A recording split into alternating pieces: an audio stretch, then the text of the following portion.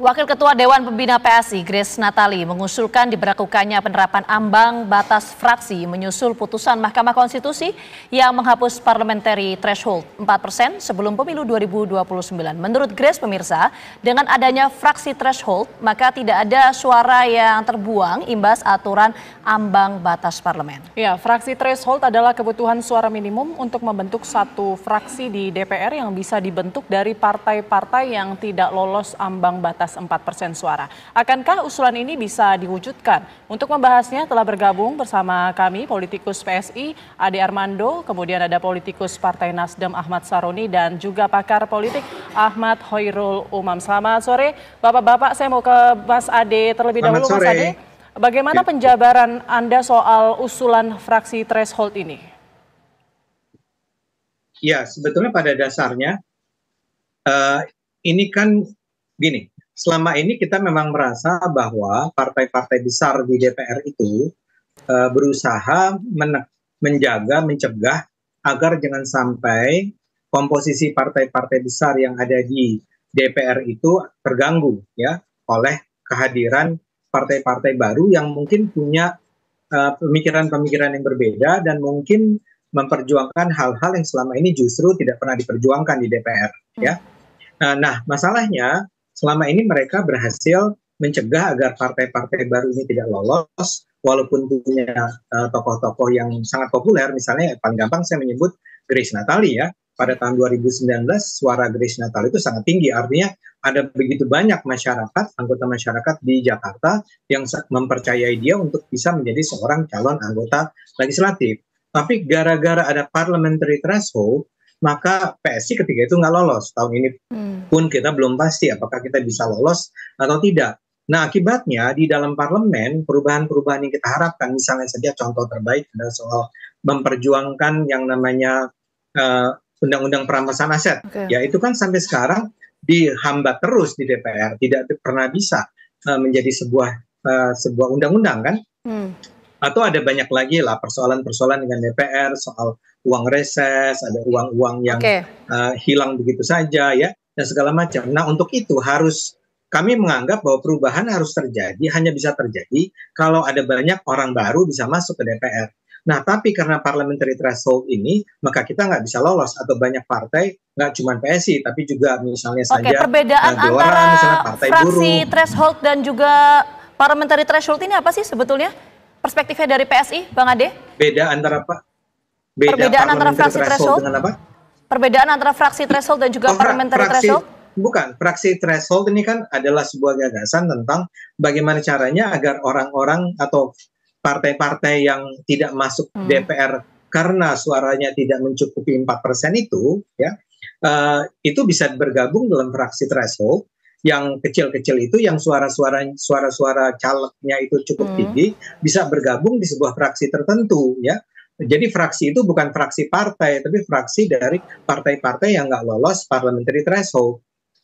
Nah, tapi tujuannya kalau Anda tanya kan tadi, supaya misalnya orang-orang yang idealis, orang-orang yang cemerlang, yang sangat dipercaya oleh masyarakat, itu bisa juga masuk ke dalam DPR, ya, berusaha mempengaruhi tugas-tugas DPR. Itu intinya sebetulnya. Baik, Mas Ade, artinya ini kita tangkap poinnya untuk mengakomodasi para caleg dengan suara tinggi, namun parpolnya tidak lolos PT 4%, begitu ya, Mas Ade? Gimana tanggapannya, responnya, Saya mau Mas sedikit Syaroni? koreksi itu, sorry, saya mau boleh sedikit lagi ya. Sedikit yang saja, saya mau koreksi dari pernyataan Anda adalah bukan untuk para caleg yang tidak tertampung, tapi untuk mengakomodasi kebutuhan masyarakat. Kita tangkap poinnya. Kita tangkap poinnya. Saya mau ke Bang Syahroni. Silakan, tadi katanya ada partai besar yang mencegah kehadiran partai baru. Betul nggak itu, Bang Syahroni? Bang Ade ini asal ngeblak aja. Kalau ngomong tuh kondisinya normal-normal aja. Lu biasanya main-main di tempat lain, lu main sembarangan ngomong. Siapa yang menjaga-jaga? Nggak ada. Ini kan ada faktor di mana dinamika demokrasi partai politik di pemilu ini kan berjenjang. Tidak semua partai politik dengan mudahnya untuk mendapatkan. Dan tidak bisa mengatakan bahwa ini ada metode orang-orang baru. Semua juga orang baru kok setiap masa tahunan pemilu. Cuman Jangan berpikir bahwa ada hal-hal yang akan dipaksakan. Misalnya, kalau PSI mau masuk ke parlemen, ya usaha aja maksimal. Kalau nggak bisa masuk 2024, ya 2029. Ini semua karena ada usaha dari partai-partai politik yang lain. Dan jangan merasa bahwa mentang-mentang partai politik dilindungi oleh kekuasaan, jadi ngomong seenak-enaknya. Dan masalah undang-undang perampasan aset itu lagi bergulir, Pak Ade. Bapak jangan ngasal ngemeng aja. Bapak kan nggak tahu menahu masalah internal pemerintah dan DPR. Nanti kalau Anda sudah masuk ke parlemen, baru komentarin. Baik, Bang Saroni, tapi menurut Bang Saroni, apakah ini relevan untuk kemudian menjadi usulan di pemilu 2029 menggantikan parliamentary threshold? Nggak ada relevannya. Kalau namanya partai politik dalam posisi berdemokrasi dalam pemilu 5 tahunan, kalau nggak masuk ya sudah, tunggu lagi. Jangan mengusulkan ide-ide seolah-olah caleg-caleg yang bisa mumpuni masuk ditaruh dalam satu tempat fraksi. Apa nama fraksinya? DPR itu adalah perwakilan dari partai politik. Semua partai ada namanya. Masa iya semua orang yang lolos dianggap lolos terus masuk ke dalam satu fraksi yang namanya nggak jelas? Apa namanya? Kan ngaco jadinya. Jangan dibikin ngaco-ngaco Republik ini. Jangan bercanda Bang Ade. Bang Ade lebih ahli untuk mengkritik semua orang. Tapi jangan mengeluarkan ide-ide yang nggak pantas gitu loh. Baik, Bang Saroni, saya mau konfirmasi lagi ini, Mas Ade, usulan fraksi threshold ini apakah untuk di pemilu 2024 ini atau nanti di 2029, Mas Ade? Nggak, ya bisa. Sebetulnya ya 2029 lah ya. Kalau 2024 itu, 2020, antara 2024 sampai 2029 misalnya, ini tidak terjadi nih si penghilangan parliamentary threshold ya. Maka dipikirkan bahwa ke depan ya ada baiknya ada yang namanya fraksi threshold ini. Jadi nggak harus 2024, 2020 juga oke. Tapi kalau udah parliamentary threshold itu dihilangkan, ya nggak ada gunanya juga fraksi threshold. Oke, Mas Begitu. Umam. Baik, Mas Umam. Kalau melihat adanya usulan fraksi threshold ini, kira-kira bagaimana pandangan Mas Umam sendiri?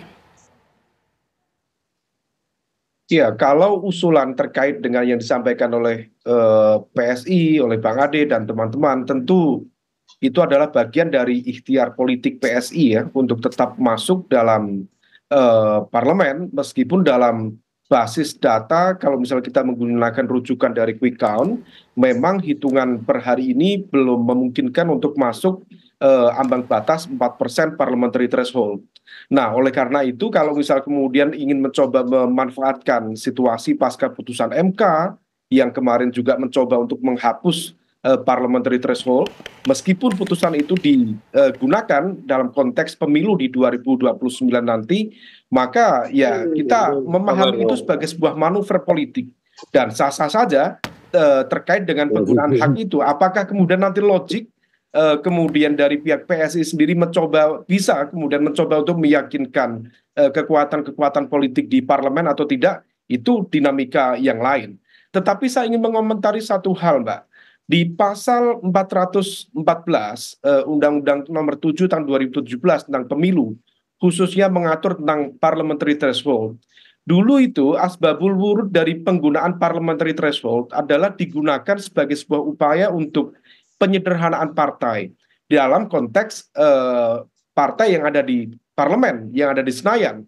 Karena bagaimanapun juga ketika kemudian waktu itu muncul beberapa partai yang terakomodir, terutama mereka yang secara kekuatan relatif kecil, tetapi kemudian karena dalam konteks spiritnya sama, seperti yang disampaikan oleh Mahkamah Konstitusi, yaitu menghormati kedaulatan rakyat yang sudah memberikan hak suaranya, sehingga tidak ada suara yang hilang, tidak ada suara yang hangus, maka kemudian diberikan ruang. Nah, dalam porsi itu dulu ada beberapa partai yang melebur menjadi sebuah fraksi kecil. Kalau tidak salah satunya adalah fraksi Bintang Reformasi, yang di dalamnya juga ada beberapa partai kecil yang ada di sana, mengikut di sana.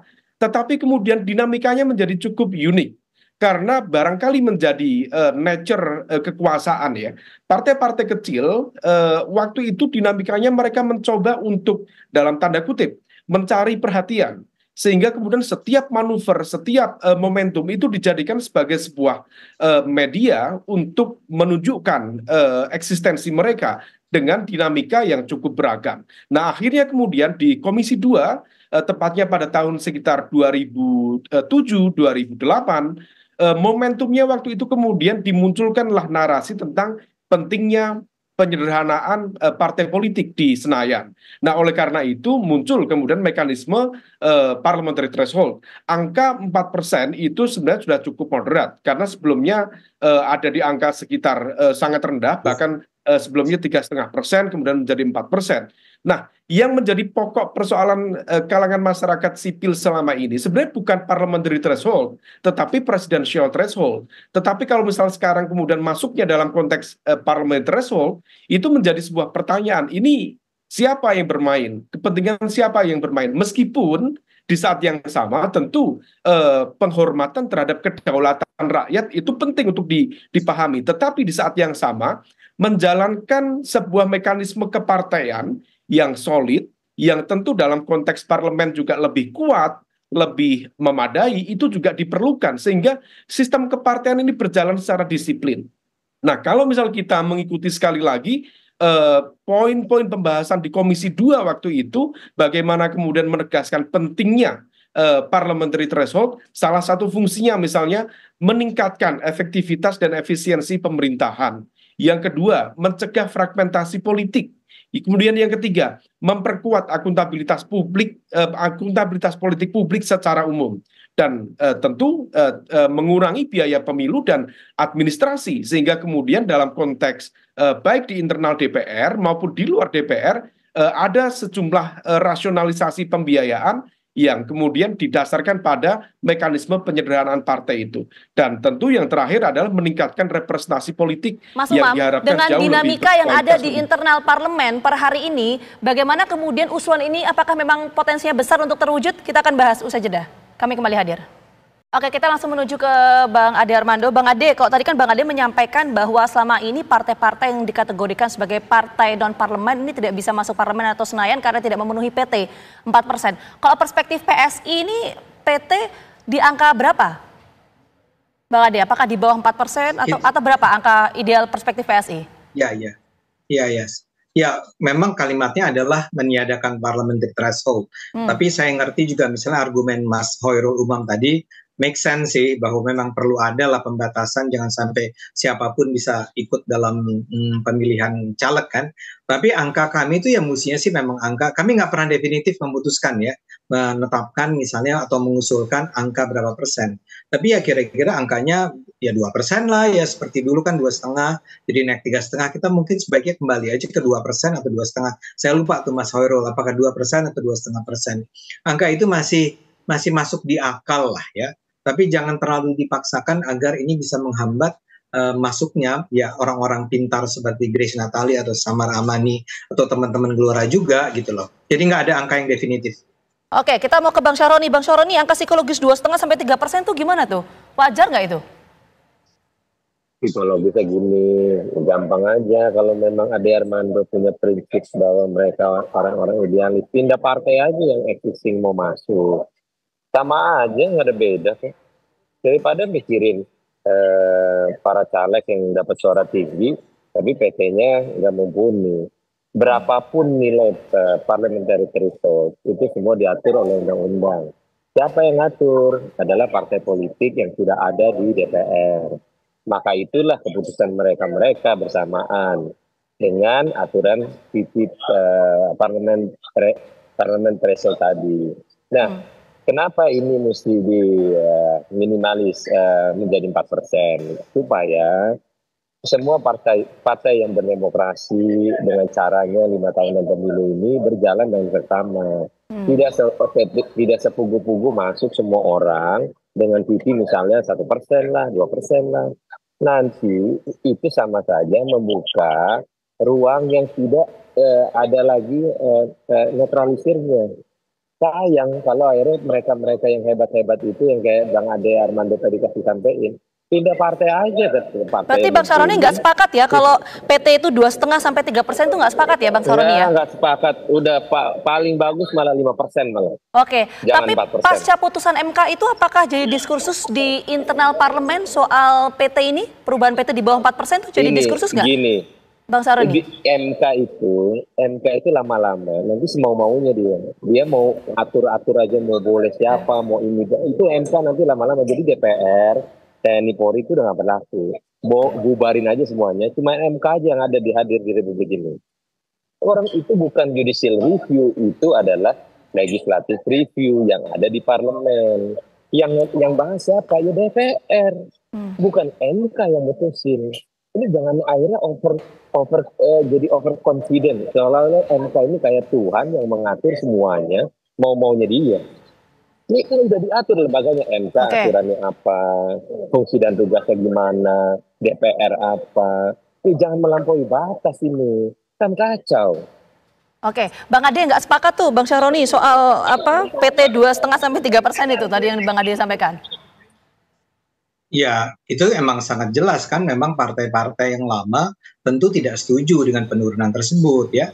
Tapi walaupun saya akan mengingatkan bahwa Mahkamah Konstitusi ya boleh dong, ya punya otoritas dong untuk mengatakan bahwa isi undang-undang yang dibuat oleh DPR itu bertentangan dengan Undang-Undang Dasar 45. Ya. Nah sekarang memang pernyataan dari Mahkamah Konstitusi itu cukup netral kok. Dia bilang bukan dihilangkan sama sekali kok parliamentary threshold, tapi dia bilang bersyarat ya.